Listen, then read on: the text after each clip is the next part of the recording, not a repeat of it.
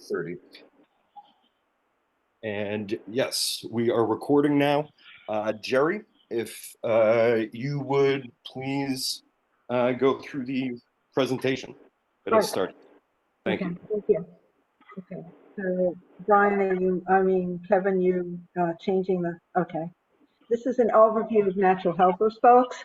So today's youth face many challenges, and a large percentage suffer with mental health issues. You'll see that about 45% of students overall, according to the CDC study, suffer from feelings of hopelessness. Students feel a lack of connectedness and feel overwhelmed. The Natural Helpers is a peer-to-peer program because young people often go to their friends and other students for help, and we call them natural helpers. The students are more likely to discuss their issues with peers than adults. That's been shown in many studies. And we target grades 6 through 12. And we also, this has been used in schools for decades. John Glenn, I think, had it for more than 25 years. But it has been across the country in 900 schools and also in Canada and abroad. So next slide, Kevin. Okay, so this is the Connectedness and Mental Health Survey done by the CDC. 1 in 3 students reported poor mental health during the pandemic. And so it's almost 45% experience persistent helplessness. And then we see on the other slide there, it talks about connected students who are connected versus students who are not connected to the school or don't feel connected. So of those who felt connected, only about 14% ever considered suicide, but more than 25% of students who did not feel connected to their school community felt that they needed to consider suicide. And the other areas there that it talks about mental health issues, et cetera, same huge discrepancy. So that CDC study, by the way, involves thousands of students. Okay, so these are the steps to implement natural helpers. So the first thing is to get your core team together, and we know that they need to be managed, and so that you can create buy-in within each school. So you want to involve administrators, mental health professionals, faculty, and perhaps even other staffers in the school. The second thing that happens is that the core team has to be trained. So you may have your own director train them, or you may use professional consultants, and you'll hear that all about that in the second half of this program. Planning is step 3. So you're going to schedule 1 or 2 retreats, possibly, usually 1 in the fall and 1 in the spring. And you're also going to have ongoing trainings. Some people do that once a month. Some people do it bi-monthly or even weekly. The director of the program can meet with the natural helpers. Step 4 is to create buy-in. Some people who are listening to this program today are already on that step and have really worked hard in one particular school and their parent group. But as a core team, you want to appear at faculty meetings, possibly at your professional development and PTA meetings, and also you want to present at student assemblies. We have some materials that you could use for those presentations that outline the program. Step 5 is to create a school-wide survey, and we actually, in the materials, they do have a sample survey. So the first thing students vote for are their peers, and they put down the names of the people that are their go-to people when they feel a need to talk, when they feel a need for support. And the students can also recommend anybody else in the student community that they feel is someone that they would go to when they needed support. And finally, the second part of the survey is to identify the school-wide concerns. So the students get to write in also their particular concerns that they feel should be addressed by this program. Step 6 is to select the natural helpers from the students voting. Any student that gets, usually it's any student that gets 4 votes or more is invited into the program. But the core team actually wants to select students who represent diverse groups within your community. So when we talk about that, we don't just mean about race and ethnicity, we also mean social groups that they belong to. So we want everyone from the football heroes to the students who are skateboarders or students who are goths, and you know, whatever groups you have in your school, we want them to have a natural helper to go to. The core team also wants to look at the issues to decide how and whom might be invited for the trainings based on the students' concerns. So if the students say they're concerned about, you know, drugs on campus or friends who have drug and alcohol problems, you might want to invite people from a 12-step program. So let's move on to step 7. The natural helpers training. Initially, it's a multi-day retreat, ideally off campus, but not necessarily so. Some places actually have it on campus. And the major topics of the retreat are to develop listening skills, to know when to guide your peers to a professional, the handoff as you call it, and also practicing self-care. And that could be everything from nutrition to meditation and yoga. And some places also emphasize natural walks in the woods, etc., hikes, things like that. Then we go to ongoing training is held throughout the year. It's according to your schedule. Whoever directs this program can have it weekly, you can have it monthly, and that focuses on current issues within the student body and possibly in the community as a whole. And it also focuses on inviting people who can address those issues that the students have brought up as the year progresses. And that's ongoing. And some people actually do an when they do this, they also do an evaluation with the students who are natural helpers. They do that once a month. And from that, they can get a new idea of what direction they need to take for the next time that the students meet, and possibly get an outside speaker. Step 8 is rolling out the program. Many schools start with a pilot program and then add other schools. And of course, once you have the pilot program going, you have people who are already trained and can train their colleagues. The core team meets frequently to get feedback from the students and from each other. And finally, step 9, ongoing support and evaluation. That could be done formally or informally. The students do keep a log, and then they share from their log when they meet, and they bring up certain issues that they've had, you know, problems themselves dealing with, and get help from the director or the mental health staff. And finally, you can do your own survey. I think one of the participants is going to tell us about her survey, a very quick one that she does monthly. So thank you for your attention. And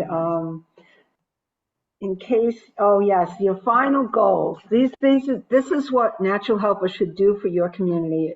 You should get students who are connected. Um, it certainly helps. Remember, you have this huge safety net out there of usually 50 students or more.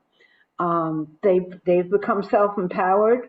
They feel more confident in their discussions with their peers, and they're more aware of what the resources are within your school, but also within your community, especially for the high schoolers. And you are less likely to have problems. Thank you. Oh, excuse me. Thank you, Jerry.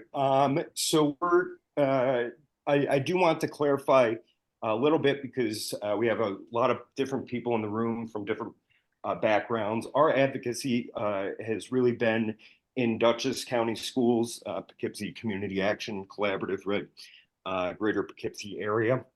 But we do have people from other places in New York. I'm going to introduce the panelists, but we may be directing questions to some former natural helpers that they have invited and some people trying to start programs elsewhere in New York State.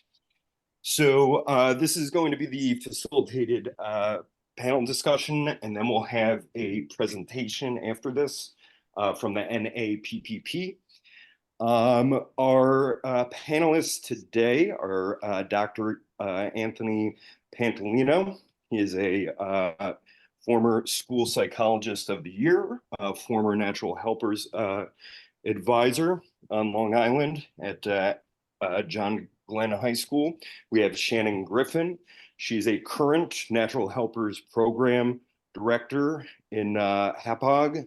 We have Joanna Sepp, who is a natural helpers advisor in the John Glenn High School down on Long Island. So, Dr. Panolino, I think you were going to get us started with your experience. And any of the panelists, if you want to add something about your background, please do. Thank you for being here. And let Dr. Panolino kick it off. Sure. Thanks, Kevin. I had a text just before we went live today from Joanna Sepp that she's actually with a high school student and an administrator right now because the student was making some threats on the internet. So I hope she will join us shortly. Anyway, my name is Anthony Pantolino. I'm a retired school psychologist and a licensed psychologist here in New York. I was in the Elwood School District, John Glenn High School for 38 years, and I retired in 2015. I work part-time in a private psychotherapy practice with adolescents and emerging adults, and I try to be the best resource that I can for anyone interested in starting a natural helpers program. I'm only going to speak very briefly here today to give time to my colleagues, but let me give you the backstory. And before I do that, I wanted to thank Jerry, Wilmot, and Kevin and their team. They have worked at this for so hard and for so long, and it is really a huge effort to put this together. So thank you, and thanks Shannon, and hopefully Joanna for being here today. They both came through John Glenn High School when they started, and then off they went and started their own programs and have maintained them. So the story of natural helpers goes back to about 1986, at least at John Glenn. John Glenn is a very small high school of about 800 students. And during the years I worked there, and because it had such a progressive administration, I was able to do some very creative things and target some school-wide mental health efforts in a way that I hope would be meaningful to the students and the teachers. I had absolutely no idea at the time this started back in '86 that natural helpers would become like my fourth daughter and not only get a tremendous reception on Long Island, but across the country as well. At the time I was an advisor, there were 17 high schools on Long Island that were running the program. And many of them continue today, although the formats, as you'll hear, may be a little bit different from each other. Just to be clear, I am not the author of the Natural Helpers curriculum. That program was originally produced as a 2-binder training manual, and the publisher was the Comprehensive Health Education Foundation. But they are out of business, so the printed curriculum is no longer in circulation. Typically, what happens when schools want to start the program is they find a neighboring school, they borrow the materials, they comb through them, and they adapt them to their own community and their own budgets and their own needs. If you can imagine this, a fall Friday afternoon, a group of about 60 high school students and some of their teachers get on board 2 school buses, and off they head to a local retreat center. They know that they will be spending the next 3 days together. They'll be eating together. There is a sleepover involved in the retreat. What they do not know is, even though they've attended an orientation, the students attend the orientation with their parents, I don't think anybody who goes on their first Natural Helpers retreat realizes that what's about to happen over those 3 days may be such a significant experience that they remember it 10, 20, 30 years into the future. It may sound a bit like, a bit awkward, but Natural Helpers at its base is really teaching people about love and about how to care for each other and about how to care for their community. That's not part of the state curriculum, so to speak, but it is what keeps the program alive and going and progressing and continuing to grow. I would say there are 3 elements that we know are now important for all people's mental health, but in the schools and given all the crises that we're dealing with these days, these are even more significant than they are perhaps in the past. The first is creating a sense of community, being a part of something that fosters a sense of belonging and caring. The second element is a sense of common humanity. We are all in this together. We struggle together, so why do it alone?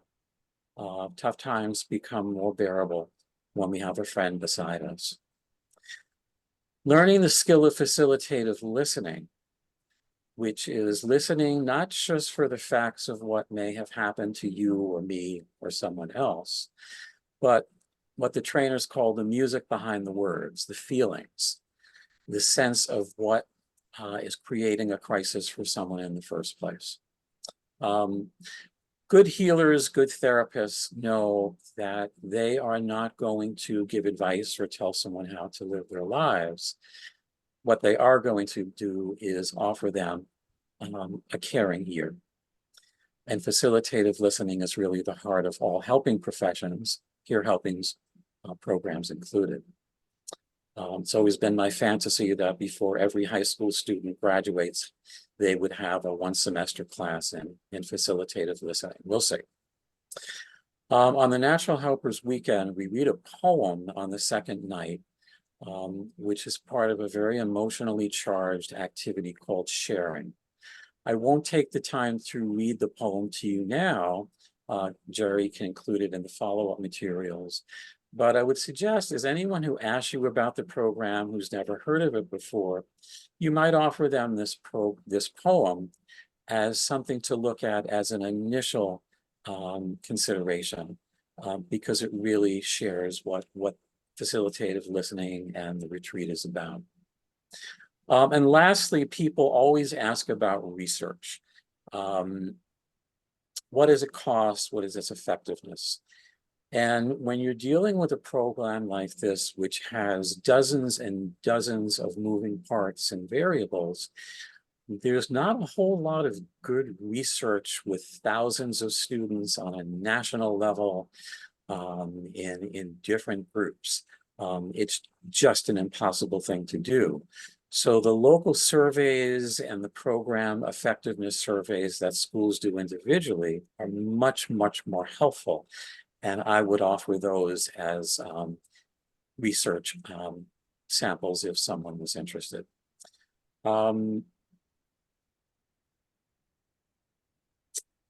Can you folks show a slide, and I will end my presentation there. Is it possible for you to share a slide that I had sent previously? I think it's up, yes. Okay. Kurt Vonnegut will go down in history as the first society that wouldn't save itself because it wasn't cost effective. And all administrators, all school folks understand the dollars and the importance of program evaluation, which is possible with peer helping for sure. But just remember that, you know, we have two choices, I think, with our young people. It's kind of looking at a sunset.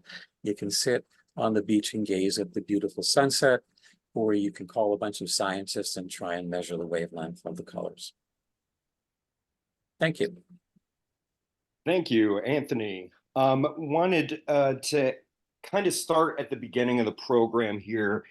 Shannon, ask you a question about establishing the core team, what that process looks like, how does it change year to year? Just if you could give us some background info on getting that core team together. Sure, of course. Thank you so much for having me. I always love to go anywhere and talk about this program. It's been running in our building going on 28 years now. And what I think is really cool about it is it's as relevant now as it's always been. We just actually had a conversation last week at one of our meetings as we're starting to look forward to next year, and the excitement on the kids that are in the program and their belief that this is just such a vital part of their school community is always refreshing to hear from year to year. And ironically, we sent out our surveys today. So for me to be on here talking about this is very timely. We always start out the same way. We send a survey out. It used to be done on a paper form. Now we do it electronically through a Google form to all students who are going to be entering 9th through 12th grade. For us, we do it now for the following school year. We ask them to give us the name of two friends that they would turn to if they had a problem. The premise of this program is that a kid's going to talk to a kid before they would talk to an adult, very likely. So these are kids who are already out there. They're already supporting their friends. They're already the ones that are hearing all the information. We're just trying to really identify them and then provide them with necessary training so that when they are in a situation and a friend does come to them, that they know better how to respond to that and how to get them help that they might need. So it always starts with a survey. The survey, we then tally all of the names that were given to us in all of the grades by all the students in the building. And we then meet as a team. Now, your first year, you would need to kind of figure out who's going to help with this process. But then after your first year, you use your natural helpers that are in the program. So my students that are in the program for the remainder of the school year will be sorting through the lists that are generated of students that were nominated by their peers. And then we start to kind of talk about what groups in the building are identified, and maybe we have members that are already in the program and already trained, and who are groups that maybe are not in the group that have not already gone through the training, and then trying to identify those students from those that had been nominated. And that's kind of how we start to whittle down the massive number of people that are nominated and try to come up with sort of this smaller, more attainable group of, students who represent various social groups, based on everything, based on, background, ethnicity, socioeconomic status, academic status, social groups, athletes, musicians, kind of a little bit of everything, until we can invite them to potentially come and be a part of the program. Yeah, and you're the faculty core team that is advising the students. What sort of people do you want on that? Administrators? Is it going to be teachers, committed faculty, other staff? What's that look like? It really can be almost anything. We really want to have a cross section too of adults in the building. And so each year we really usually invite different people to come back. And that, again, we ask students for nominations. So the same way that we would ask them for peers, we ask them for adults in the building. Who would they talk to? And what you start to find out is I'm always impressed that we always have almost all of our staff gets nominated, which is a good way for us to kind of see that every kid has a check-in in the building. But you start to see common names that come up, and then we reach out to them. Sometimes it could be anybody. It could be a bus driver. It could be a custodian. It could be a teacher, an administrator, the nurse, a secretary. And we invite them to join us on the training so that they can also be a part of it. They can also be trained in it. It's as valuable, I think, to the staff very often as it is to the kids to just really learn some of the techniques and tools to be supportive. Yeah, thanks for that. And Anthony, one of the questions we get a lot is the differences, and I know we have some people from middle schools and high schools here. What are the differences in those programs? If you start something in 6 to 8 versus the 9 through 12 setting. Well, actually, I am not the expert in that area because my experience was solely in a 9 through 12 high school. There are schools out there who have extended the program down, but obviously you have very different developmental concerns. Although those kids are certainly as stressed as the older kids, you may not probably do a retreat with younger children. Those types of variables would look a little bit different. But the core of facilitative listening, which by the way is represented in other programs out there other than Natural Helpers, is there. But I am not the expert on middle school. Yeah, thanks. So yeah, I do know it's a little less training, a little less intense in the middle school years. There was a question in the chat already. The faculty members, are they rotating year to year? How many are staying on? And do you want to give like a number here of how many students for a given class size and how many faculty to support them? Shannon, Sure. you could take that. Yeah, sure. So I will say that that's been a bit of an evolution for us over the years. The first, I would say probably 20 or more years. I find that it helps. I have consistently been, obviously going on the training and facilitating the learning component of it. And then it always kind of helped me to have a male sort of counterpart in my building who also knew the program. And so the two of us could kind of help each other run everything and train. And then what we would usually do is pick 1 or 2 new staff members every year, 1 male, 1 female, and invite them to come to the training as well. So each year we were kind of training new staff members to come and be involved. Over the last, sometimes as we've kind of evolved and we've had a lot of people that have been trained at this point, sometimes we might have some people that, will come back, but generally speaking, we're looking for new people.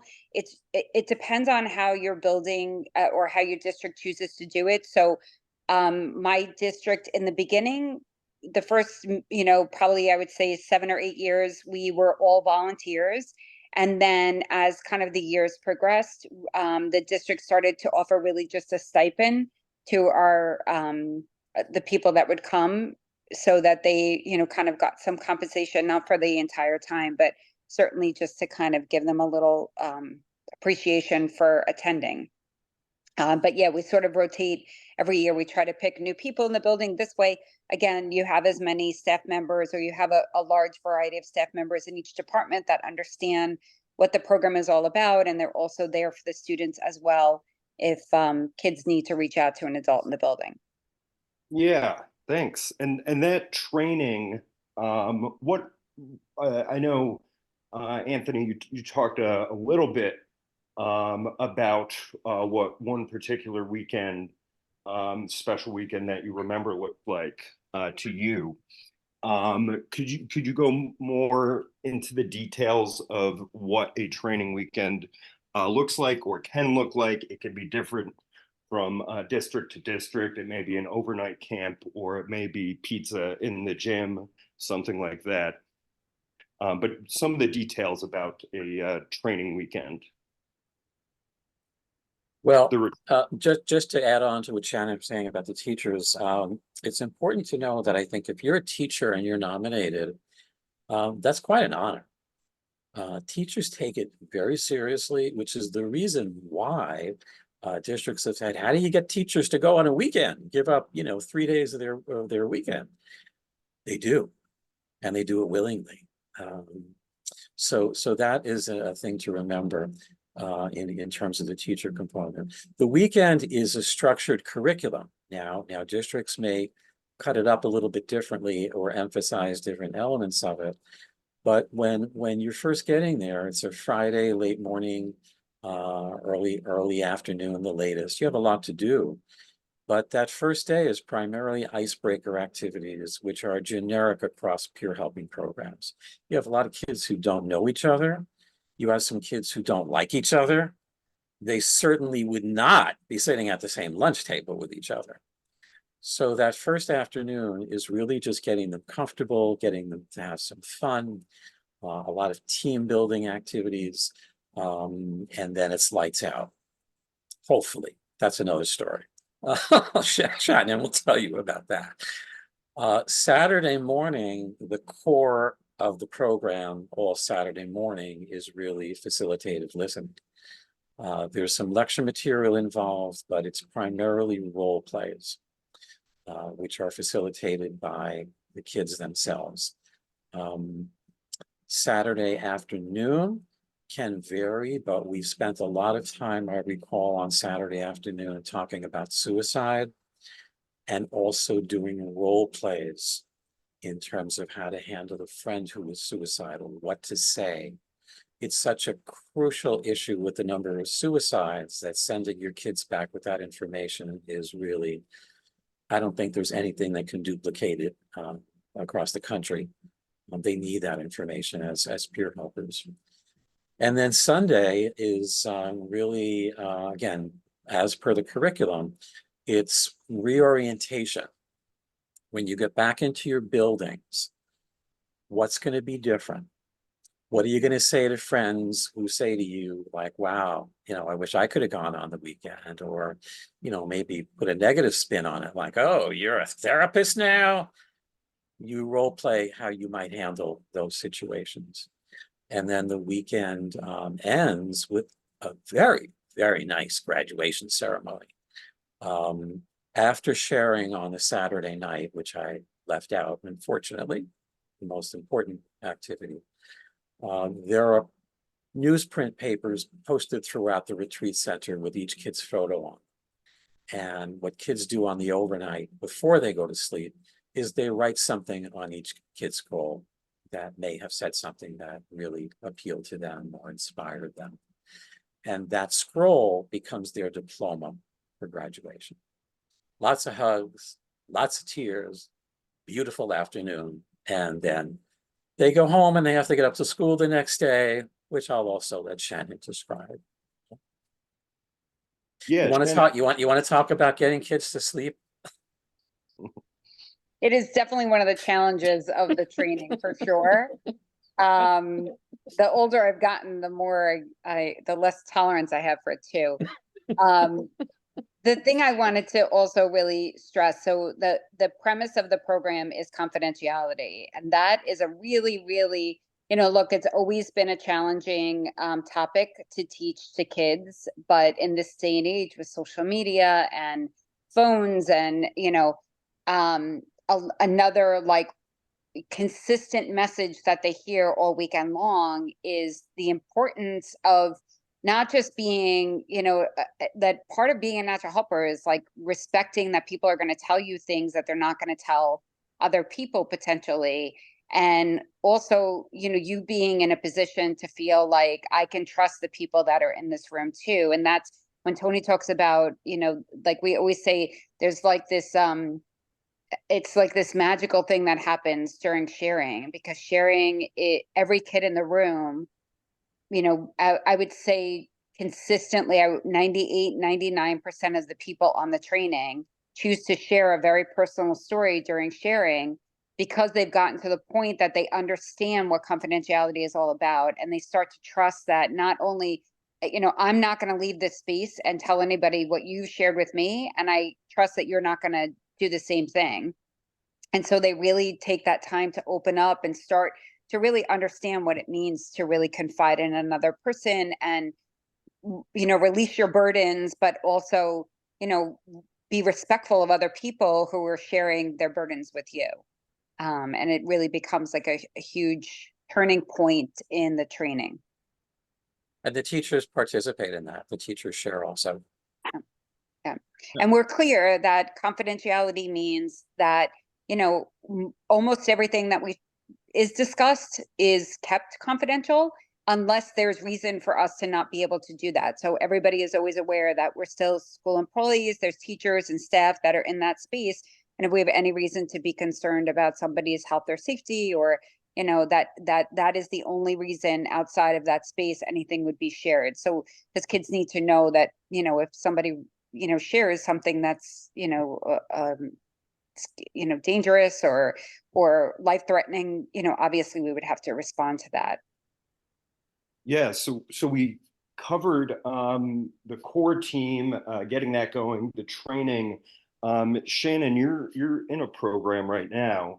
What does the day-to-day look like for the students and also for the faculty that's supporting them? And that can be day-to-day, as in literally day-to-day, or week-to-week, your monthly meetings. What are they writing down? How are you interacting, supporting them, and what are the students getting into on a daily basis? Sure. So I think every district plays around with this a little bit differently.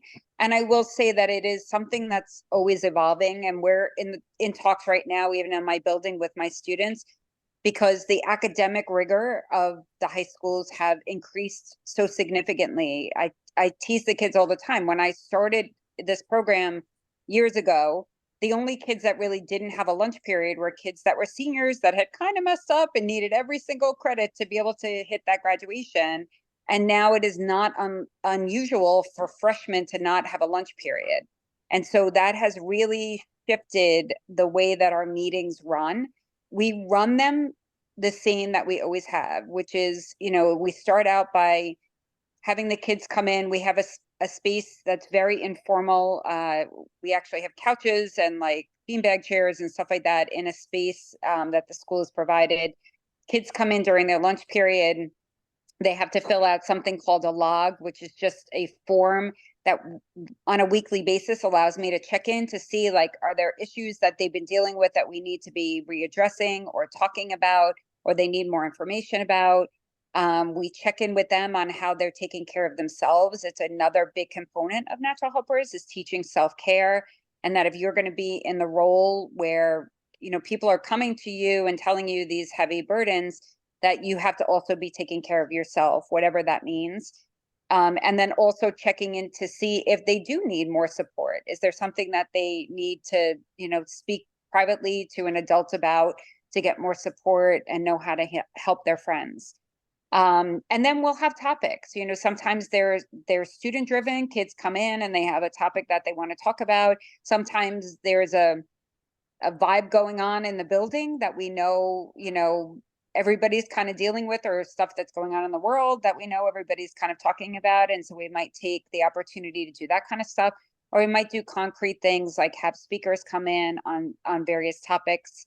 Community resource agencies sometimes come in and give presentations to the kids on, where do you access care if you have a friend that's in an abusive relationship, or that's, has family members that are drug involved or have alcohol issues. So it really can kind of vary from time to time. And, in terms of the rest of the staff, to be honest, in our building, their role has been very informal. The teachers that choose to come on the training, they have a full-time job as teachers and educators, and, to expect them to have the week-to-week responsibility now too of the natural helpers is very unrealistic. So I think for us, choosing a couple people to run the program who were in more of a therapeutic role in the building, guidance counselors, social workers, psychologists, people that have a little bit more flexibility at times. Sometimes we don't, and that impacts it as well. But so teachers are always welcome to stay involved, but they're usually on a more informal basis with the students, at least in my building. Yeah. And one thing that keeps coming up here that I think is good is the evolution of it, right? We're talking about programs started in the 80s, looking at different challenges today, and it can be given what's going on in the news or around the globe, dealing with that stuff. Dr. Pantalino, what really distinguishes natural helpers? There's hundreds of programs out there. Why natural helpers? I would have to say that there's two answers to that. The first is really not anything to do with the schools. The mental health system is simply overwhelmed. I'll get 3 or 4 calls a week from parents seeking help, and the opening to the call will be, you're the 5th or 6th person I've called. No one's taking new clients. And when you really step back and look at what that means a lot of people, a lot of young people aren't getting any help at all. Natural helpers will never, and the kids understand, they are not therapists, they are not counselors, they are not permitted to use any type of title like counselor.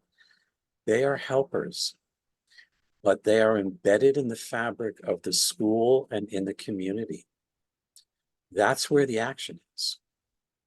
So if a young person is contemplating suicide, yes, that parent may call me and I may hopefully be able to see that young person. But they're talking to a friend, they're saying something.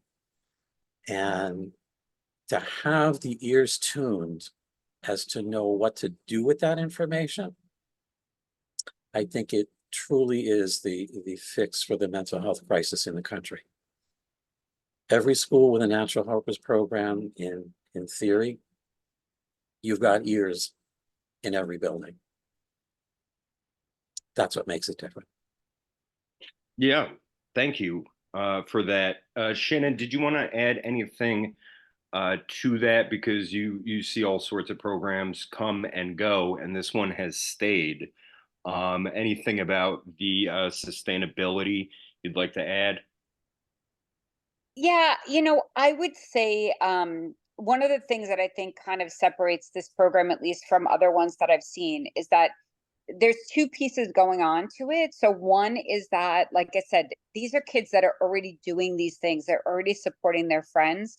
Kids that go through the natural helper program will say that the impact has been as significant in their own lives as it has been to what they've been able to provide to other students. So when a kid gets chosen and comes on the training, to what Tony spoke about before, it's this sort of seems to be this life-altering event for them. And I'm not saying that because I think it to be true. I'm saying it because that's been the feedback that we have gotten from alumni and from, you know, students that are involved in the program over the years. And so, you know, it's that twofold piece of like the individual experience that they get, the learning of how to intercede, how to recognize a problem before it maybe gets more extensive, and then how to refer to a community-based, whatever that is, whether that be community-based meeting in our building, who are your supports here in the building, or even in the community. You know, we have now, because of technology, you know, we have a Google Classroom that has all kinds of information in it. We have a Remind app. You know, there's so many different ways now for the kids to have access to information, to make referrals. I felt like I was being, you know, very old school, and I give out a folder at each of the trainings and it has all kinds of information in it. And, you know, the last couple of years I said, well, this is crazy. I need to just streamline it and put it all on like the Google Classroom so the kids can access it.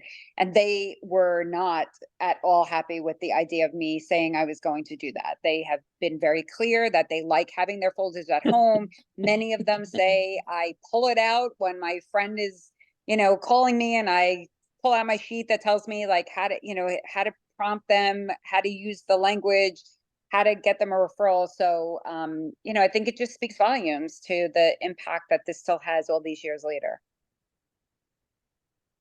Yeah, thanks. And I think maybe if anybody does have any questions they'd like to ask, please just use the raise hand function or pop it in the chat. I did, if the two of you are okay with this, there's some former natural helpers, I believe, here. Could we get a volunteer to tell us about that experience as a student, as becoming a natural helper? Dr. Panalino, I think you invited a few. You identified a few. I don't know if they're still here or not. Michael, are you here? Tony, I am here. I was looking for the raise the hand function, and I can't seem to find it. My Zoom shifted around on me. But you know, I'm happy to share. And Shannon, hello. You know, great to see you. So I was actually a natural helper. I mean, going back, geez, it feels much more recent than it actually is. But I think it was 2002 to 2005. I was in natural helpers around that time. But it was exactly like Tony and Shannon said. Just a wonderful experience. I think just the privilege to be seen as a peer that your peers would go to for support was certainly, you know, a nice feeling for me. But more so, like Shannon had alluded to, that's also the feeling of just knowing that there's more out there than just yourself. And I would say, I mean, obviously the times when I was in high school, 2003 to 2005, around that time in natural helpers, it was a much different time. There were no smartphones. You know, internet was a little bit different, obviously, than it is today. So I would argue that the community and the current cohort of students have more of a need for something like that, like feeling like you're more of a community than you know, maybe you feel if you weren't a part of something like this, because it's very easy to slip into your silos. So I think this is just a wonderful program, and that was kind of my experience. Everything about it was super positive. And also, Hop Hog was not a very big school, as some of you know. So I felt like everybody kind of knew each other to a degree, but there were so many people that I went away on that retreat with that I got to know so much more intimately and just so much more powerfully, in that sense, that we had a totally different relationship after that in a really beautiful way. So that's my 2 cents. Yeah, that's great. Very helpful. Thank you. What are some of your biggest challenges, whether it's rolling out the program? Tony, you did this a while ago, rolling out a program, or the biggest day-to-day challenges that people in the school districts here can expect to face and have to deal with? Lots of competition out there. Lots of competition out there. Lots of political bases, looking for funding for various programs, obviously also worthwhile. I think you need one administrator who has the insight to understand that your academic numbers and your academic profile will be a function of your kid's mental health. And when that is in a peaceable place, when your building is functioning well, and the kids are in a good place in terms of that mental health, the focus is on academics. When it's not, as every school person knows, whether you're a teacher or a mental health professional, you're in crisis mode. It's the reason Ms. Sepp apparently, the other advisor scheduled to be here, apparently won't be here this afternoon. You're in crisis mode. And if you're in crisis mode too much in a school, you're not in academic mode. So an administrator who understands those elements, I think, is crucial. The community itself is receptive because they do understand what's going on out there. And they know the schools have limited resources. This is just, I think, the most creative way to use those resources. Did you want to add anything, Shannon, your biggest challenges, whether it's year to year, day to day, keeping the program going? I would say that in terms of what Tony was just talking about, I always say that I do think it speaks volumes that, in my district, they budget for the Natural Helpers program every year. They pay for the use of the facility that we go to. And, like I said, the stipend for the staff that's coming. And I think that in itself, it's a very big SEL program that is recognized within our district. And so their level of ongoing support, even financially, it really speaks volumes. I would say that I really do feel like the biggest challenge that I'm facing in the last few years, and I would say that this is very much post-COVID, is just a buy-in from kids who have mixed feelings about getting involved in things. The kids that come on the training and the kids who have that experience will tell you that they 100 times over would tell another student to come on the training. Tony made reference to it before. It was very cute. One of my meetings last year, we always do a parent meeting to explain the program to the parents before they send the kids so that they know what the kids are buying into and what's expected of them and whatnot. And then I give out packets for the kids to fill out all their paperwork. And when one dropped it off, she said, I don't know if you know this, but I didn't know anybody at that meeting. Like she was shocked that there was no one else from her friend group at the meeting. And I said, well, yeah, that's kind of by design. We do that on purpose. And she said, I think that's the greatest thing. I love the fact that I'm going to have this experience to go away with a bunch of kids that I don't even know from our school. And they really do form such a nice bond with each other that lasts with them, for many, many, many years. I'm sure that Michael and other people that are on here would say that they're still friendly with kids, that they went on the training with. But it is hard, or I think because of the demands on kids. So finding time to get them in one space, the training sometimes is a challenge. We've moved it around. We used to do it in the summertime, and then we started to do it in the fall, and then we kind of did it later in the almost like right before Christmas, and now we're kind of going back to mid-fall, and so trying to find like a good time to take the kids where they're not, because they're being pulled in so many different directions.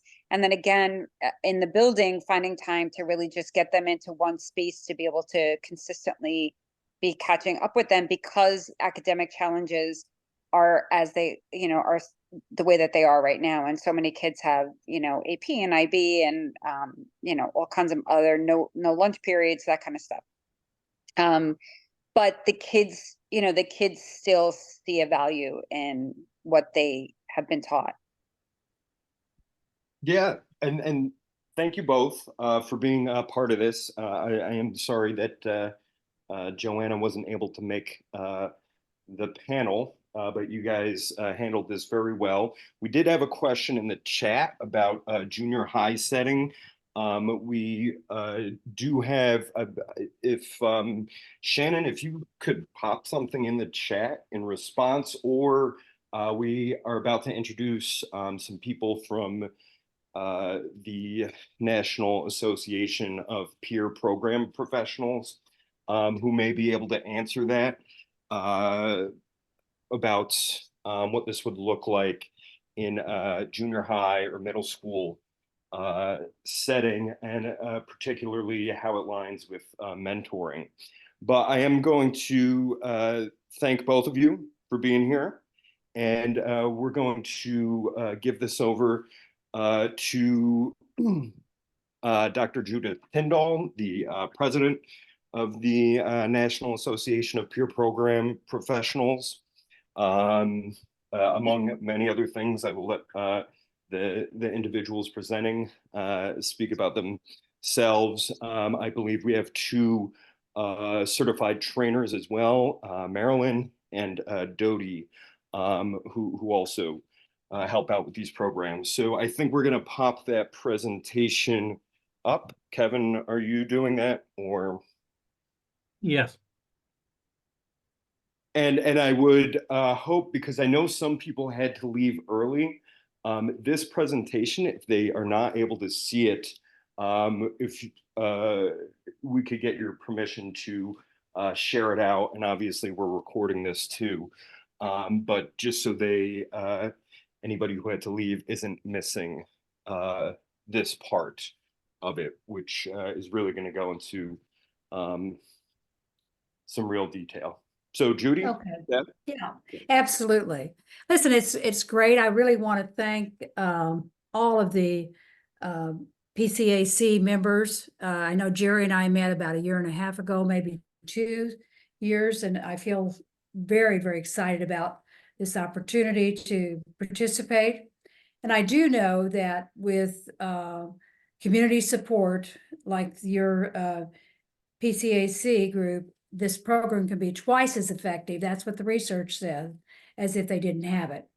So we want to thank you, as well as Karen Smallwood, that we have met, the Assistant Commissioner for Youth Service of Dutchess County Department of Community and Family Services. So we really want to thank them first of all.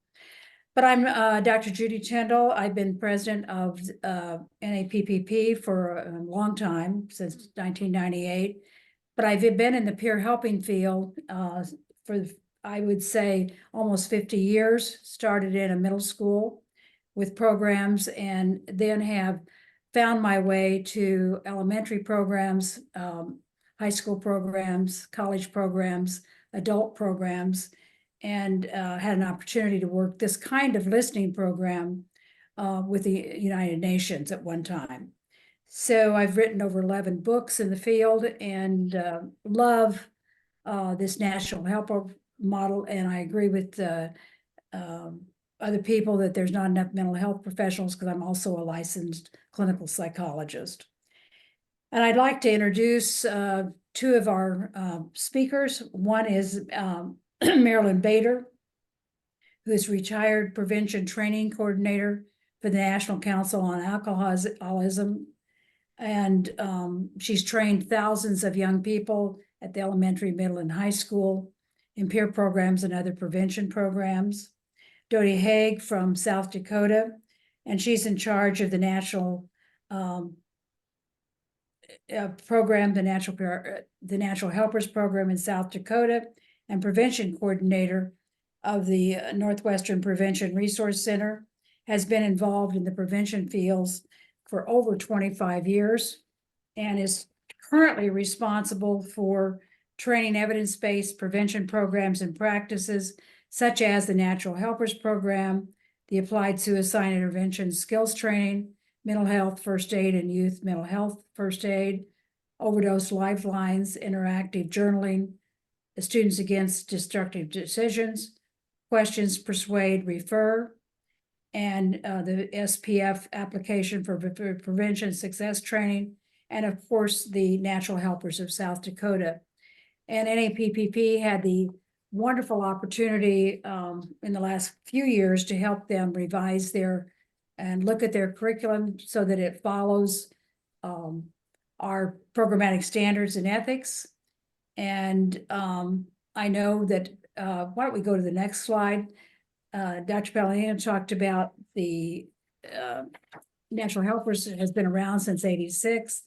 NAPPP in one form, or originally NAP, National Peer Helpers Association, started about that same time, but we were all very loose and kind of all over the country in different kinds of programs. But we became a formal organization about that same time, and did know a lot of people in Natural Helpers.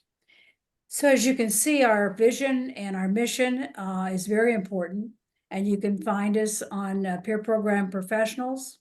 That's our website. And we've actually been in the field for a long time, and we really believe that the Natural Peer Helpers Program and peer helping can really be the safety net for students as they meet the challenges of today's school environment and typical youth environment. But I would say NAPPP tries to promote professionalism in the field of peer programs, and basically our members are adult professionals who work in the field, primarily with youth, who have joined together to encourage, promote, and improve and evaluate peer programs.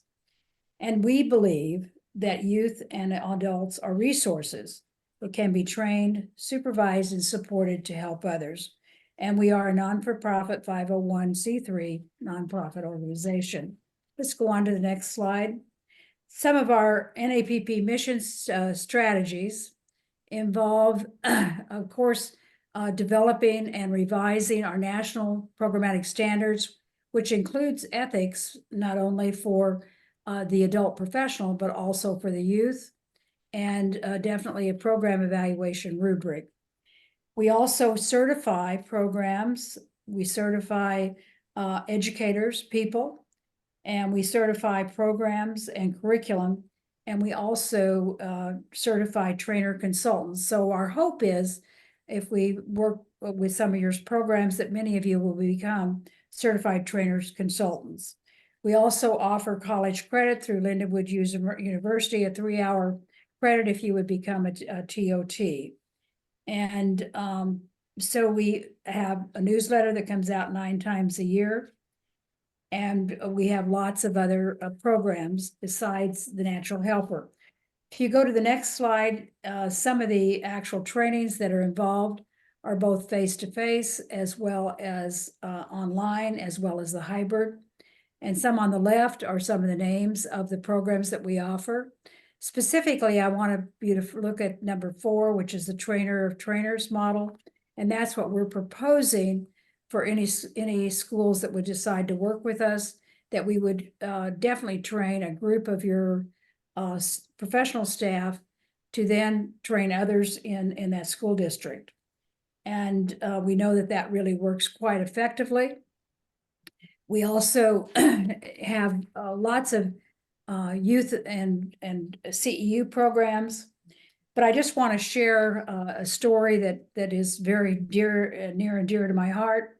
We had a work contract with the technical schools in Egypt, and that was probably 16 to 1920. And I just got an email last week saying that they are doing miracles. I'm talking about the peer helpers, and they've expanded from 15 to 37 schools, and their goal is 73. And they believe the seeds that were planted in the past with good foundation of those adult leaders has helped them move forward. So I'd like to turn this over to Marilyn to kind of continue talking. So Marilyn, why don't you go on? Thanks, Judy. So as Judy mentioned before, in the early 80s, there were a lot of peer programs proliferated, including many of them that called the peer helpers, peer counselors, which then began some ethical debates and in terms of what things should be called and what services were being delivered. So the National Peer Helpers Association, which rolled into the NAPPP of today, developed some standardization for programming. And the rubric that you see before you talks about a need to have some standardized way to help all programs meet these criteria. So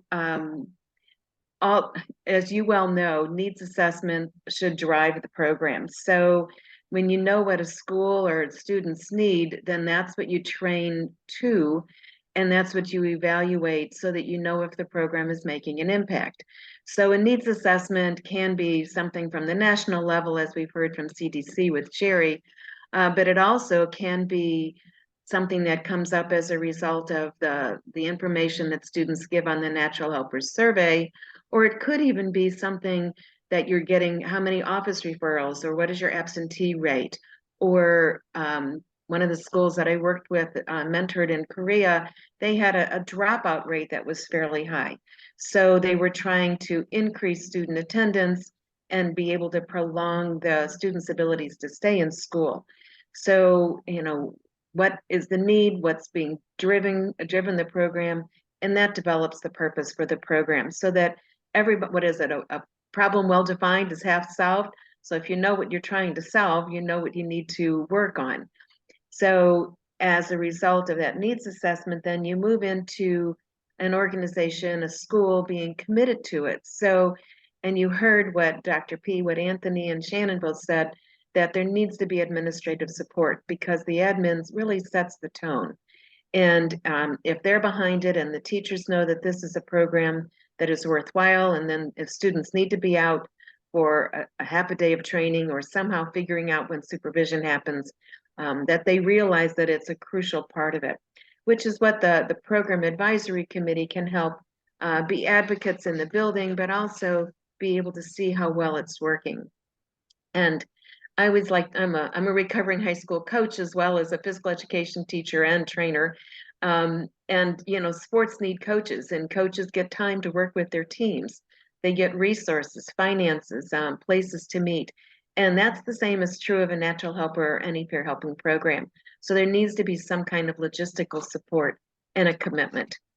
And then we come to some of the very biggest keys to making a successful program, and that's who's involved. As you heard from Shannon and Dr. P, it's important to know that there are certain criteria that your people that are involved in it are meeting, that there's ongoing longevity. So as Shannon said, she's been with the program for over 20 years, so that they know who's the go-to person, that it's not just changing all the time, which is difficult for young people to reestablish those relationships, those arenas of trust. So the rubric talks about the qualities and characteristics, not only for the adults who are participating, but also for the students. And that organizational structure, once you've screened the students, which the Natural Helpers program in particular uses a school survey, there are a number of other peer programs that have a variety of other screening processes, but the Natural Helpers in particular focuses on the surveys, which is a great way to get that cross-section of the young people so that you have a diverse group of people in a Natural Helper peer program. The trainings, and you heard Shannon and Anthony talk about it, it talks about confidentiality, the role of the student peer helpers, attending skills, facilitative listening, how do you make a referral, when to make a referral, what's the difference between a problem, crisis, or an emergency, and at what, you know, what are the ethics, both of for the students as well as the adults that are involved. So, and all programs need to have an idea of, is it working? So there needs to be some system of evaluation, not just pre and post, but a little bit of more comprehensive, how is it making an impact on the needs that we identified in the beginning? So Kevin, if we could go to the next one. There are some key training elements that the trainer of trainers, as well as the student trainings need to have, and it's a very experiential learning cycle model. You watch, we talk, then we do it together, and then we talk, and then sooner or later you do it, I'm watching, we talk.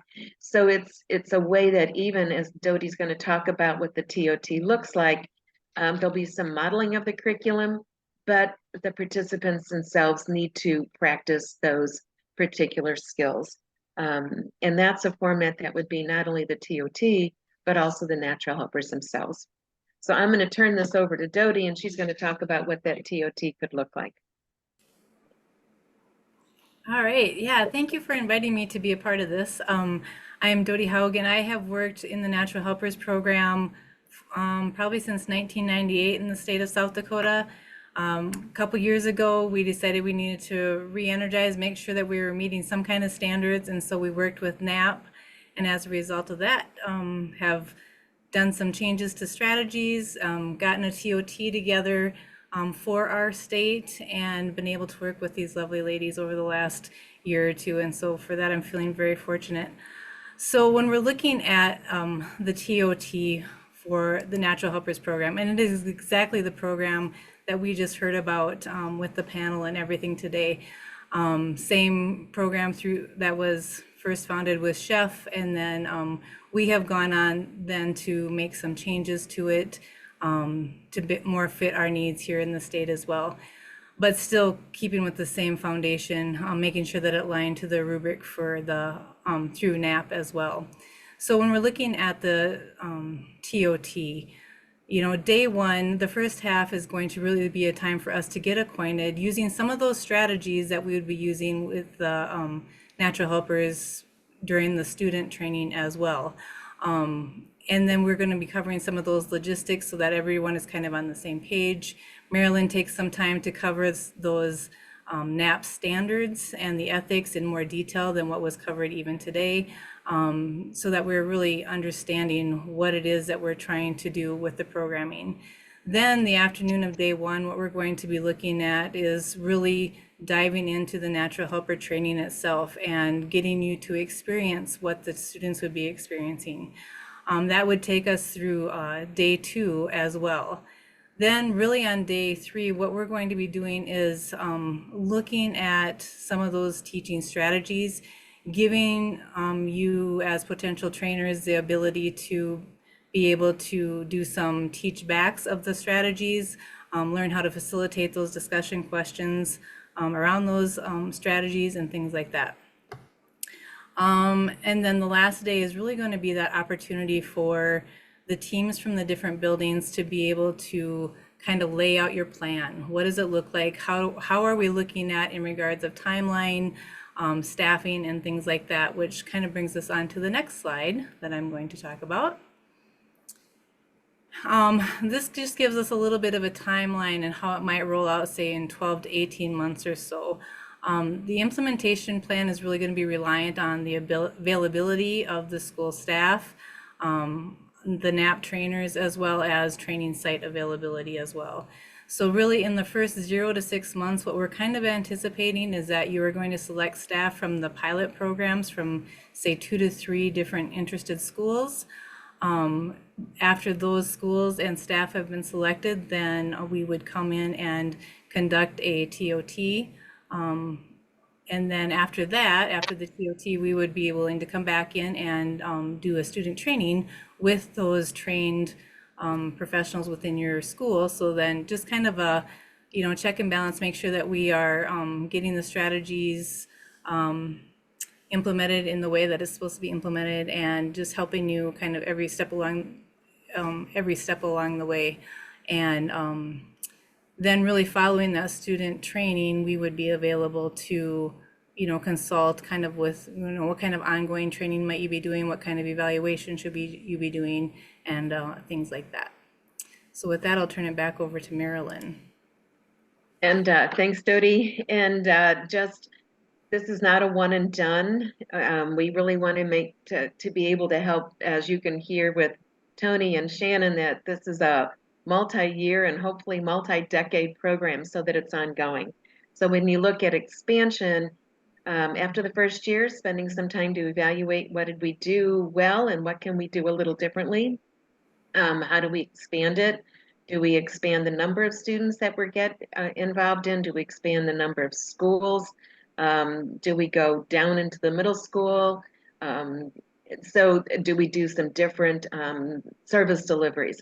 We didn't spend a lot of time on service deliveries, but many times in the middle school, the young people are trained as potential mediators or maybe even ambassadors, sometimes peer helpers in terms of just helping new students be involved in new building processes.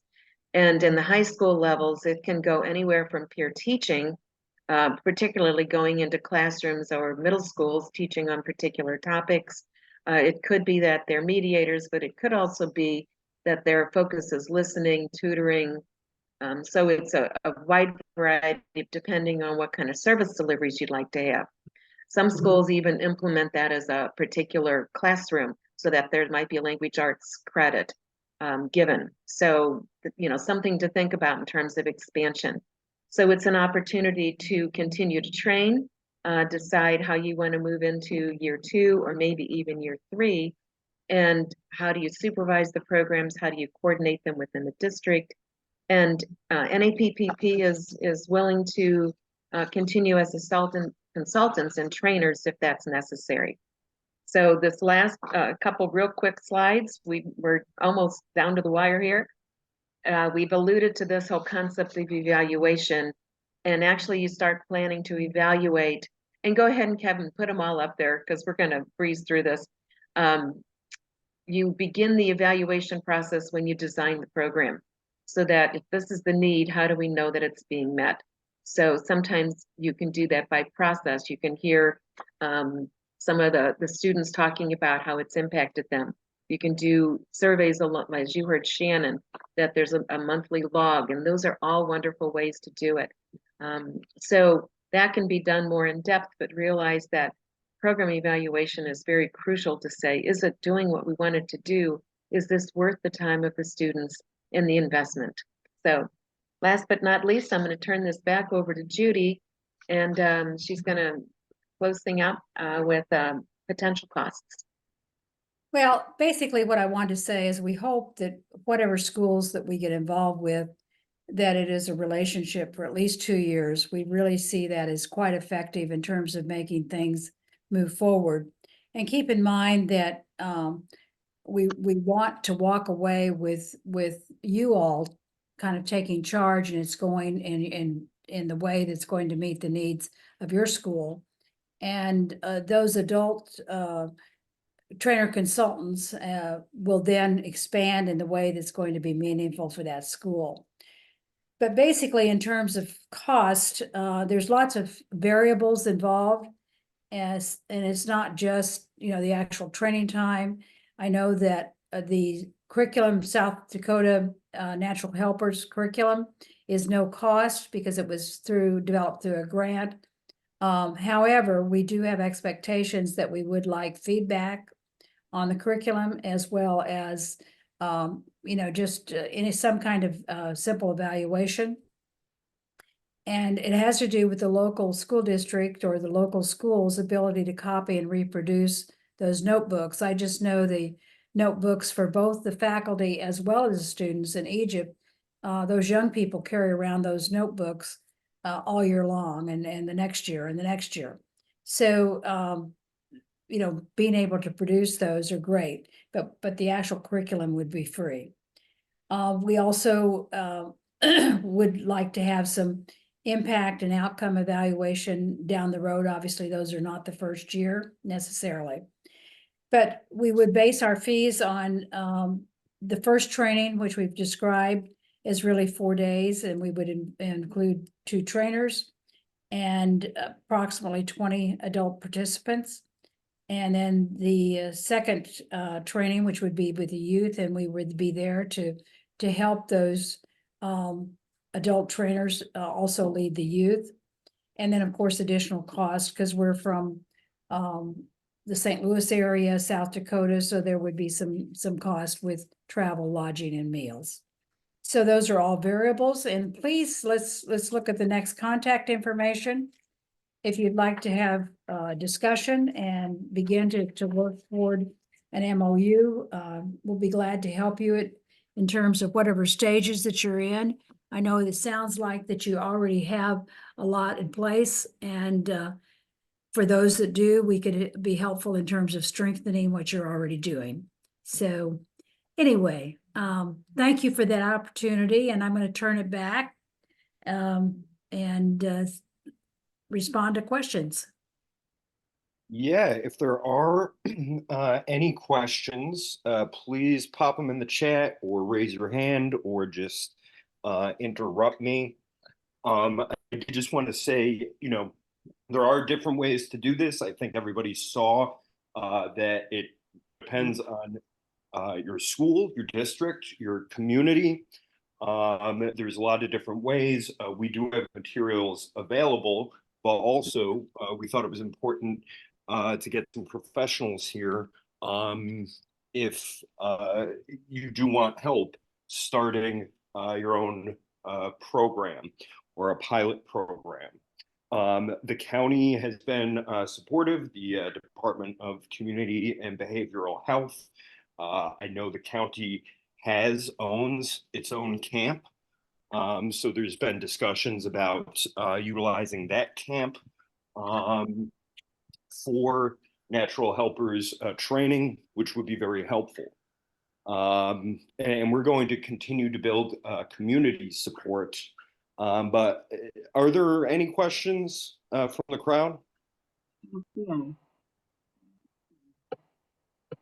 Because I don't see, and that would be amazing if we're getting done on time here. Did you want to talk a little? I know you touched on it in the presentation, but what natural helpers, the difference you talked about expanding it into typically starting maybe in the high school, 9th grade, and then expanding it into middle school, or just Judy, would you talk a little bit about what the natural helpers looks like in the 6 through 8 range? Well, I think, in terms of curriculum and the steps in the curriculum, it's very, very similar. And obviously those older middle school students, our hope is they would continue on at the high school level. You never know for sure, but our hope is. I know that one gentleman that talked had done it for about 4 years. So we hope that they do. So starting at the middle school, I think is kind of a neat thing to do. And actually that's where I started my program, which was a listening model. It was not the natural helpers, but it was a listening model at that time. And so I think that the actual curriculum looks pretty similar. And I think Dodie's even said she's used it with both middle school and high school. And I think the key thing that I have in terms of training middle school and high school students is that you really need a lot more adult facilitators involved with those middle school students. As you know, they're very busy and very active. And so always helping to keep them on task is pretty important. So Dodie, do you want to add any differences to the middle school, high school work that you've done? I would just say that most of my experience comes from the middle school, training the middle school students. I have a school district that has implemented with the middle school for over 20 years. They do 6th, 7th, and 8th every year, kind of like clockwork in the fall.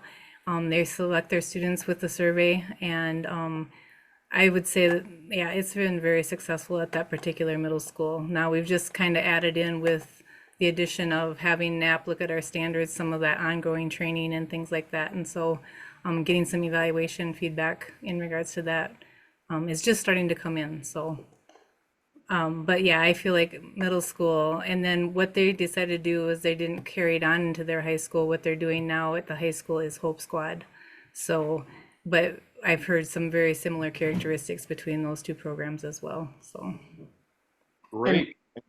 And Yeah, just real quick, so when I was at NCA National Council on Alcoholism and Drug Abuse, when I was doing a lot of the training in our 7-county city district, sometimes the middle schoolers were more ambassadors, so we trained them in listening, but also then how do you be inviting, how do you talk to kids? So it wasn't necessarily all of maybe the heavier issues that high school young people get into.